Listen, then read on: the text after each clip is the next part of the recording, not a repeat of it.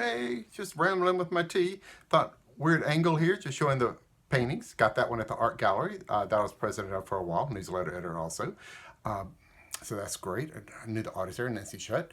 This new one hanging up here, I just moved from our laundry room, and that one moved for the laundry room to put back in here. This was the poster of the Clan MacLeod, the different steps of it were from the Harris sept of Clan MacLeod.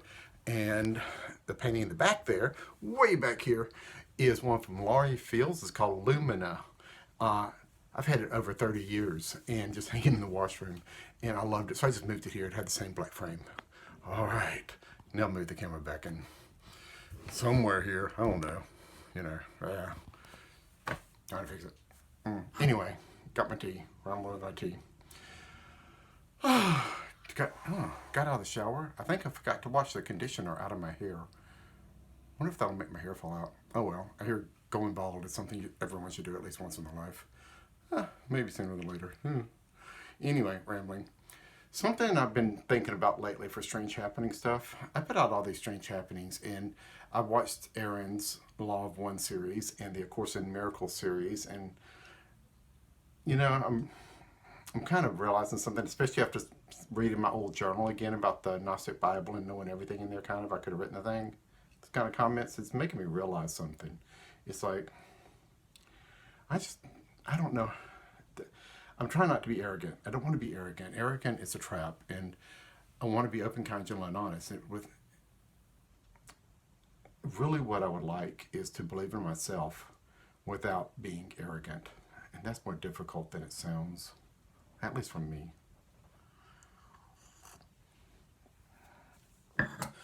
Um, I guess I've gone so long not believing in myself, believing I'm crazy. It's hard to believe in myself. It's hard to do that. But now that I've started watching these YouTube videos, The Law of One, A Course in Miracles, today I watched some guy that popped up there from India. What was he called? Muji Baba something, some guy from India. He was amazing, absolutely fantastic. And it was the weirdest thing sitting there watching him on YouTube. It was like everything opened up, my heart opened up, everything about me opened up to this person as I'm watching this silly video, just a video on YouTube.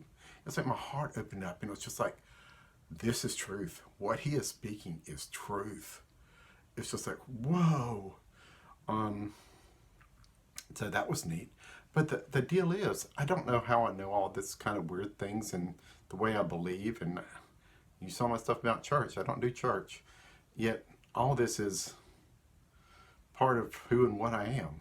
So, and then I'm seeing it on this and getting some explanation, a little bit of understanding of what's going on. But this is the way I've been. And believing I'm crazy and all this kind of stuff because I'd never found anyone else like me. And now I'm seeing all these people like me, and it's wonderful. It's wonderful. So I'm going to have to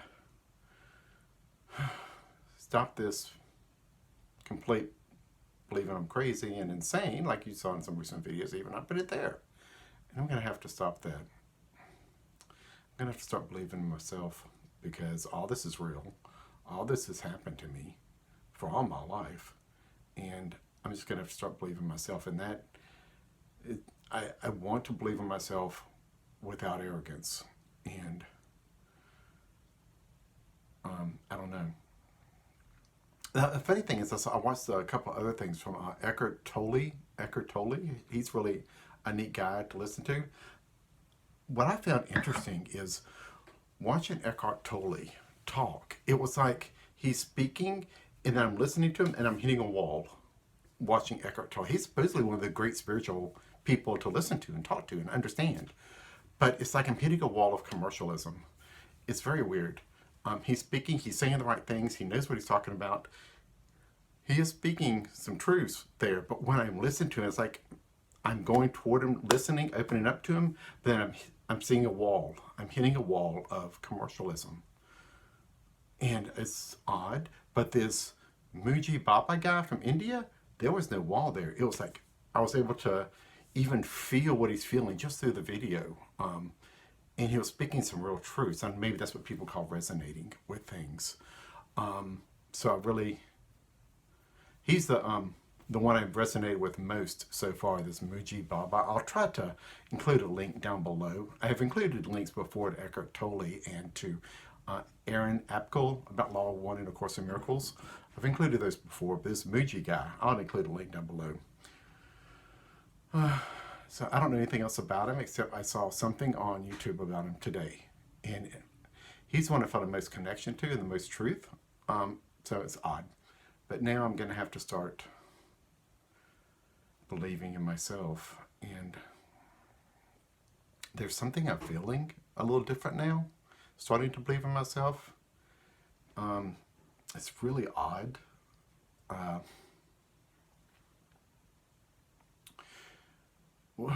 It's hard to explain. It's like a rope, a thread, a metal pole or whatever, straight up and down. It's like there's this higher self and this self, and then I can feel lower also. It's like an entire length going. It's like I've got a feet. My feet are embedded in a much lower realm. I'm also connected to a much higher realm. And it's all, and I'm sitting here in this physical body, you know, God, yeah, this physical body, and right in the center of it all. And it's just weird. Do most people feel like that? I don't know if people feel like that. Spiritual type people that are trying to learn this kind of stuff. All these people in these Zoom meetings I talk to, I don't know if they feel like that. But I know a lot of them are trying to raise their vibration to go to a higher dimension and all this kind of stuff, evolve, you know, get a higher consciousness thing. But with me, it's a little different. It's like I'm trying to do that higher consciousness thing, understand more, and get wisdom. Wisdom is very important to me. It's really the ultimate importance to me is wisdom. But trying to get that while still having my feet embedded in a very much lower, darker realm, to be all of it at once.